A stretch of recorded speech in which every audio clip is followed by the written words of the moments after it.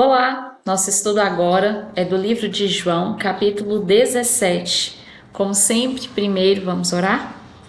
Pai Celestial, mais uma vez nos colocamos diante do Teu altar, pedindo que seja o Espírito Santo a nos instruir neste estudo. Pedindo, ó Deus, que o Espírito Santo nos conduza naquilo que é a Tua verdade, alimente o nosso espírito, nosso coração e também nos ensine, Senhor, aquilo que precisamos aprender.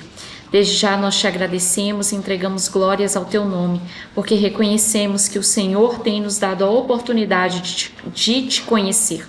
Louvamos e exaltamos ao Senhor por isso, em nome de Jesus. Amém. Então, João capítulo 17. Depois de dizer todas essas coisas, Jesus olhou para o céu e orou: Pai, chegou a hora. Glorifica teu Filho para que ele te glorifique. Pois tu lhe deste autoridade sobre toda a humanidade. Ele concede vida eterna a cada um daqueles que lhe deste. E a vida eterna é isto: conhecer a ti, o único Deus verdadeiro, e a Jesus Cristo, a quem enviaste ao mundo. Eu te glorifiquei aqui na terra, completando a obra que me deste para realizar. Agora, Pai, glorifica-me e leva-me para junto de ti, para a glória que tive a teu lado antes do princípio do mundo. Eu revelei teu nome àqueles que me deste. Eles sempre foram teus. Tu os deste a mim e eles obedeceram à tua palavra. Agora eles sabem que tudo que eu tenho vem de ti, pois lhes transmiti a mensagem que me deste. Eles a aceitaram e sabem que eu vim de ti, e creem que tu me enviaste. Minha oração não é por este mundo, mas por aqueles que me deste, pois eles pertencem a ti. Tudo que é meu pertence a ti, e tudo que é teu pertence a mim, e eu sou glorificado por meio deles. Agora deixo este mundo. Eles ficam aqui, mas eu vou para a tua presença, Pai Santo. Tu me deste teu nome, agora protege-os com o poder de teu nome, para que eles estejam unidos assim como nós estamos. Durante meu tempo aqui com eles, eu os protegi com o poder do nome que me deste. Eu os guardei de modo que nenhum deles se perdeu, exceto aquele que estava a caminho da destruição, como as Escrituras haviam predito. Agora vou para a tua presença. Enquanto ainda estou no mundo, digo estas coisas para que eles tenham minha plena alegria em si mesmos. Eu lhes dei a tua palavra e o mundo os odeia, porque eles não são do mundo, como eu também não sou. Não peço que os tires do mundo, mas que os protejas do maligno.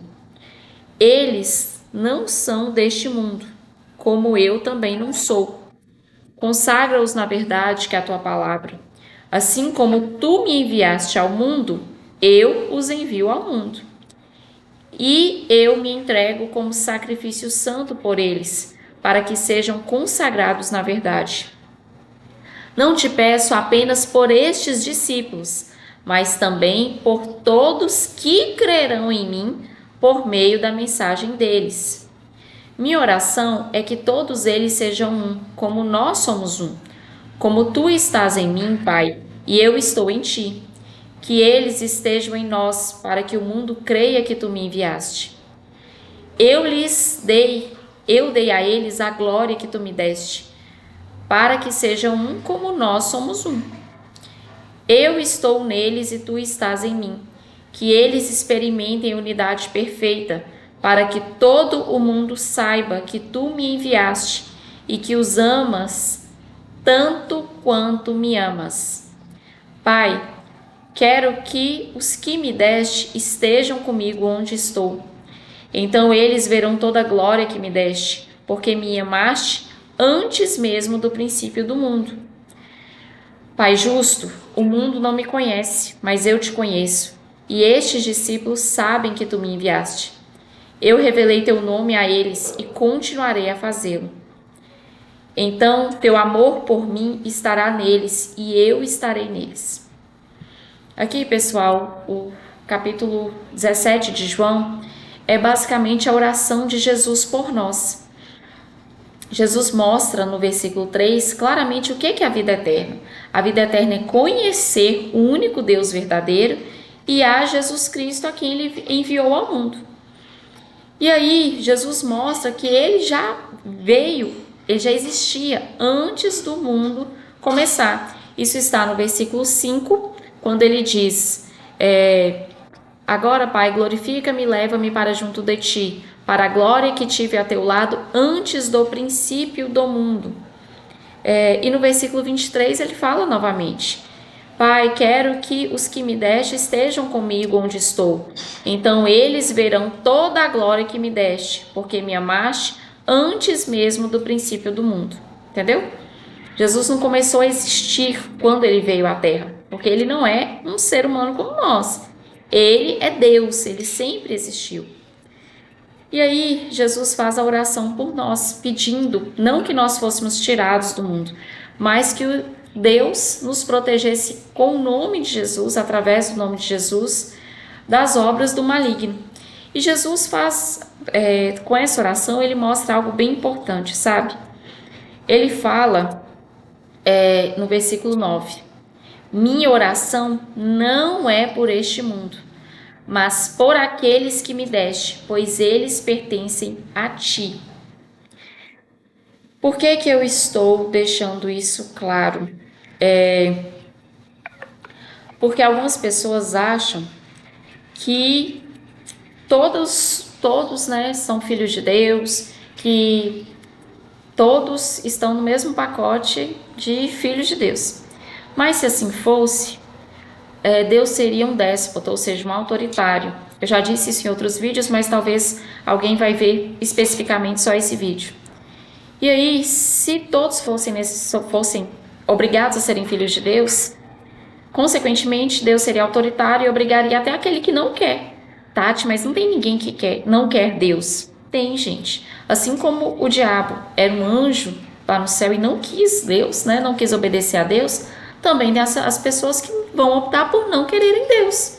Então pensa assim, uma pessoa que não crê em Deus, uma pessoa que quer o diabo como o senhor da vida dela, e nós sabemos que tem, essa pessoa ser obrigada a viver eternamente com Deus, se ela não aprendeu a obedecer a Deus aqui, não quis saber de Deus aqui, você acha que colocar essa pessoa no céu, ela vai aprender lá? Vai, Tati, porque lá ela vai estar na presença de Deus. Mas o diabo, ele não era diabo, ele era um anjo de luz, ele estava na presença de Deus. Não existia diabo na época, não existia pecado, não existia nada que pudesse convencê-lo a ser rebelde a Deus. E ele não foi rebelde, e não foi expulso do céu, porque no céu não tem lugar para rebeldes. Entende? Deus não vai ficar em briga a eternidade com alguém. Então nós aprendemos sujeição, obediência a Deus aqui. Então por isso que é uma escolha. Porque se a pessoa não escolhe aqui, quando ela chegar no céu, ela vai ser obrigada. Entendeu? Ela vai ter que ser obrigada a se sujeitar a Deus. Se Deus expulsou um anjo dele de lá porque não se submeteu a ele, como que a pessoa que não aprendeu submissão aqui vai viver lá? Não dá, entende? E aí você pensa assim, Tati, mas nós vamos poder fazer o que quisermos no céu. Se você vier na minha casa, você vai fazer o que você quiser? Claro que não, você vai obedecer às minhas regras. Assim também é no céu. O céu não é a casa, né? A nossa casa, exatamente. É a casa de Deus, nós vamos seguir as regras dele. Por isso que nós estamos lendo a Bíblia e aprendendo aqui quais são as regras dele, entende? Não acho que você não aprendeu e não quer obedecer aqui, que chegando lá você vai obedecer, porque não é assim. O diabo não quis obedecer e foi expulso, entende? E aí, Jesus fala no versículo 20, ele continua a mostrar, nós vimos que ele fala, não peço por este mundo, peço por aqueles que me deste. Versículo 20, mas aqui não é, no versículo anterior, não é que houve uma predestinação, só alguns foram escolhidos, os outros foram condenados ao inferno.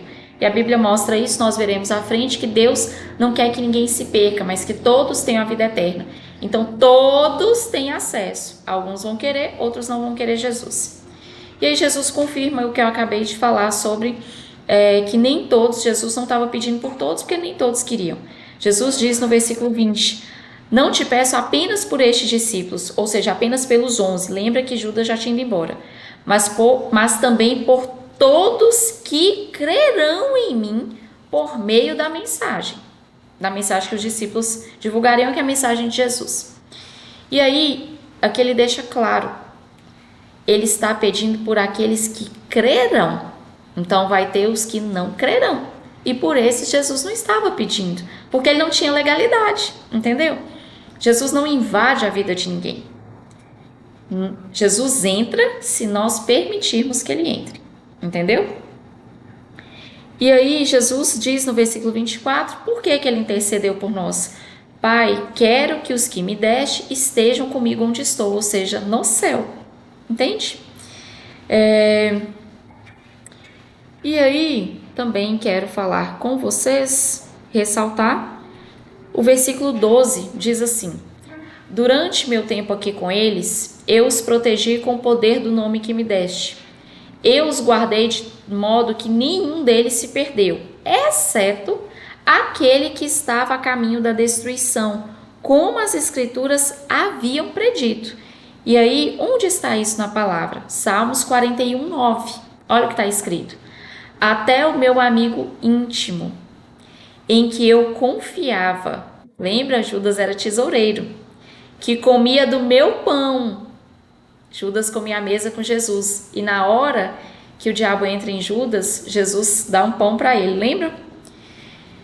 Até o meu amigo íntimo, em que eu confiava, que comia do meu pão, levantou contra mim o calcanhar. Ou seja, se levantou contra mim para me trair. Então já estava predito em Salmos 41, 9, que Jesus seria traído, não traído por alguém distante, mas por alguém íntimo, que nós sabemos que era Judas. Às vezes a gente pensa assim, mas todo mundo sabia que Judas era traíra. Não sabia, tanto que quando Jesus fala, um vai me trair, todos os discípulos ficam perguntando, quem? Porque eles não sabiam. E se eles soubessem que Judas era, quem em sã consciência ia colocar um traidor como tesoureiro? Se você tem um dinheiro, você é líder de um ministério, por exemplo, ou você tem uma empresa, você vai colocar o dinheiro na mão de quem? De um traidor? Não, da pessoa que você mais confia. Não é que Jesus não soubesse desde o início que Judas era a pessoa que o trairia, ele sabia. Só que era alguém íntimo dele, alguém que andou com ele, que comeu à mesa com ele, que viu os milagres, entendeu? E nem isso foi suficiente para quebrantar o coração de Judas, para conduzir o coração de Judas a se arrepender, a conduzir o coração de Judas a seguir os caminhos de Jesus, seguir os passos de Jesus. E aí volta no que eu te falei, nem Jesus conseguiu salvar Judas. Por quê? Porque o problema não está em Jesus, está em Judas. Da mesma forma, nem Satanás, sendo anjo, um anjo de alta patente, vivendo com Deus no céu, na época que não existia diabo, não existia pecado, nem Deus conseguiu fazer Satanás continuar obedecendo. Por quê? Porque a obediência não vem de Deus, vem de dentro da pessoa, entende? Não é que Deus, e aí é uma confusão que as pessoas fazem, Deus criou o diabo para ele fazer o mal. Não, Deus criou anjos, só que ele criou seres com poder de escolha, entendeu? E aí a pessoa pode escolher fazer o que Deus está mandando ou fazer o que Deus não está mandando. Quantas vezes na sua vida você sabia o que era o certo a fazer? E você sempre fez o certinho, sabendo o que era certo e o que era errado? Infelizmente não, né? E aí eu deixo claro isso para vocês, ressaltando o que eu já falei. A obediência não vem de Deus, ela vem de nós, começa em nós. Somos nós que decidimos ou não nos sujeitar a Deus. Nós não somos obrigados, é uma escolha, certo? E aí eu quero ressaltar o versículo 23, e eu peço, se você está com a sua Bíblia aberta, o aplicativo da Bíblia, ou a Bíblia, manual, que você leia novamente junto comigo, porque eu vou ressaltar algo que foi muito importante para mim. Foi algo assim que eu nunca tinha percebido, até um tempo atrás. O que está escrito, o peso do que está escrito. Versículo 23. Eu estou neles e tu estás em mim. que eles experimentem unidade perfeita, para que todo mundo saiba que tu me enviaste e que os amas tanto quanto me amas. Que os amas tanto quanto me amas. Quando eu li isso aqui, o que está falando? Deus nos ama tanto quanto ama Jesus. Você entende o peso disso? Quando eu li isso, que eu estava fazendo, se eu não me engano foi um devocional, que eu vi isso aqui, gente, isso foi tão forte para mim, sabe? Que eu não conseguia acreditar. Eu falei assim, não, quem sou eu para Deus me amar tanto quanto ama Jesus?